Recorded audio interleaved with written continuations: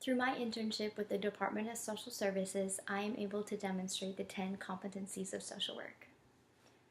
For the first competency, I am able to demonstrate this through my professional dress. As you can see, I have my professional dress on now. I have a sweater on that is long, covers in the back. I am wearing business casual pants. I am wearing boots with a low heel, and I'm wearing a vest with, and I have makeup and my hair done.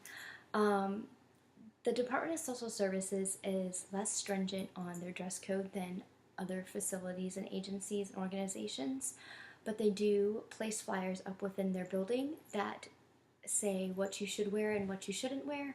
So early on into my internship, I was able to pertain items of clothing that aligned with that dress code, and I adjusted myself accordingly to make sure I followed all the rules.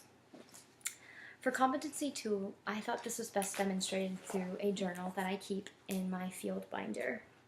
Within this journal, I have written down several notes, but most specifically, I am able to write down many biases that I may notice within my work with clients that may come up because of my personal values, and I'm able to discuss these within my weekly supervision with Rochelle and talk about how they may impact my clients negatively and how to contain them in a way that I can remain neutral within my practice. For competency 3, I thought this was best demonstrated through a cover letter that Rochelle had me complete. Rochelle had me complete a letter that she sends out to clients as a form of professional communication, so I could see how she communicates with clients both verbally but also through mail, through a letter. For competency 4, I thought this was best talked about through my supervision with Rochelle.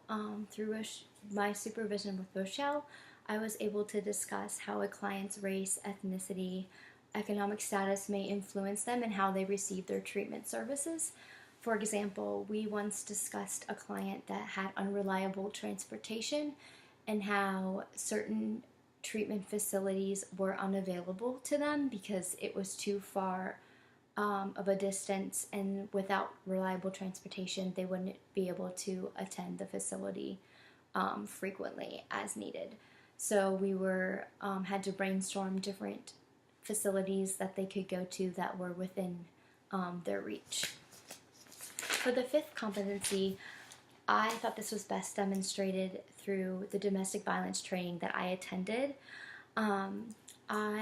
Through this domestic violence training, I was able to recognize safety as a basic human right, and I will utilize these skills that I learned within this specific training during my spring semester when I am able to co-manage cases with some of the caseworkers on Rochelle's team, so that I can recognize those signs and be able to point them out with my work with clients and protect their well-being. For competency 6, I thought this was best demonstrated through various articles that Rochelle has had me read that either pertain to DSS specifically or also pertain to the treatment services or any services that clients may be receiving, so I can better understand them.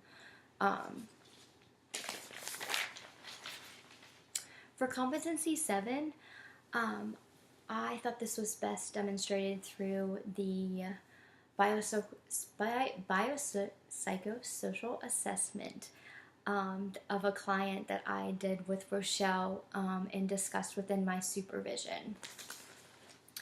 For competency 8, I was able to demonstrate this best through the kinship care summit I attended on September 10th.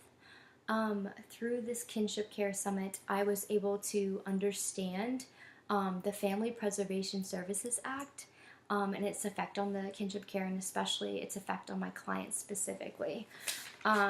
Also, through this great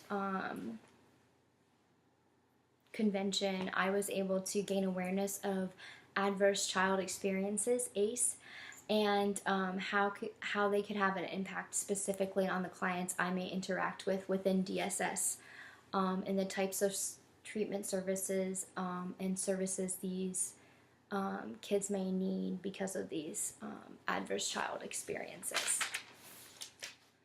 For Competency 9, I had a difficult time picking out a particular moment where I was demonstrating this competency successfully. So for the duration of my internship, I will pay particular attention to the successfulness of certain treatments and services with clients, and I will also be aware of services that clients may not be responding well to and advocate for either better services or replacement of services with other treatments or services. For Competency 10, I was able to demonstrate this competency successfully through the family group conference I attended. In the family group conference I attended, there were many individuals involved in the organization, the community, that helped this family reach the goals we identified within this conference. I developed a poster to identify who was involved in this family group conference. The facilitator was involved, the family was involved, the caseworker was involved, the supervisor was involved, I was involved, a foster care representative was involved, as well as the treatment facilities were involved. Although an individual specifically from the treatment facilities was not present, I thought it was important to represent them as a member because they are much involved in the treatment services and ultimately providing those children with the safety and well-being they are entitled to. Together, through this conference, we were able to identify safety concerns that DSS was expressing. We were able to identify goals that met these safety concerns, and through those goals, we were able to present the family with the hope that if they completed these goals and reached them, they would be able to essentially have the possibility of getting the children back into their care and ultimately providing them with that safety and well-being they are entitled to.